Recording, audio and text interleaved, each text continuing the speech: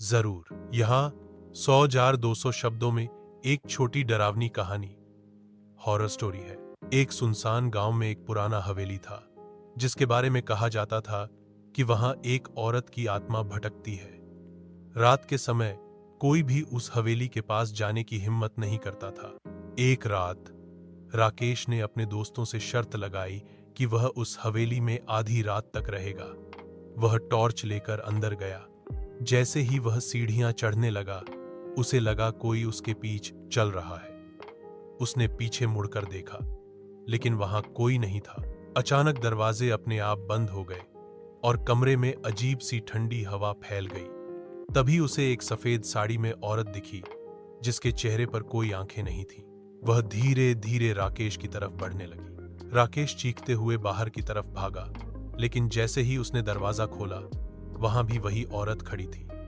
उसकी डर से जान ही निकल गई। अगले दिन लोग जब उसे ढूंढने गए, तो वह बेसुध पर था, डा मिला और आज तक कुछ बोल नहीं पाया।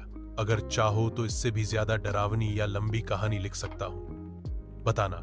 हमेशा सोचा था कि उसके परिवार का घर साधारण था, कुछ भी खास नहीं। एक शांत में बसा हुआ पड़ोस में यह एक आरामदायक 2 मंजिला घर था, जिसमें एक सफेद पिकेट बाड़ और एक अच्छी तरह से बनाए रखा बगीचा था।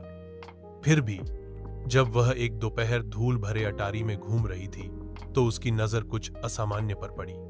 दूर कोने में भूल गए बक्सों के ढेर के नीचे उसने फर्श के नीचे छिपा हुआ एक संकीर्ण दरवाजा देखा। जिज्ञासा जागी। वह घुटनों के बल बैठी और उसे खोला। नीचे स्थित छोटा सीढ़ीदार रास्ता एक धुंधला सुरंग।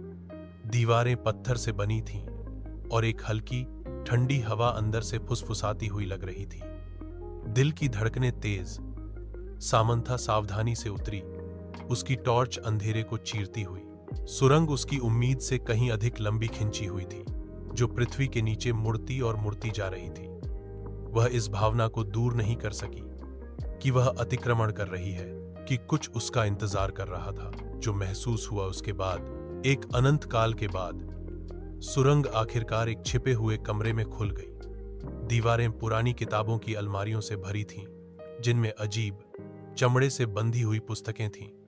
कमरे के केंद्र में एक पुरानी मेज चारों ओर बैठी थी, धूल भरे कागजात और पत्रिकाओं से घिरा हुआ। जैसे ही सामंथा दस्तावेजों पर सरसरी निगाह डालती है, उसके हाथ कांपते हैं। रिकॉर्ड में वर्जित अनुष्ठानों और गुप्त समाजों का उल्लेख है, जिसमें उसके परिवार का नाम बार बार आता है।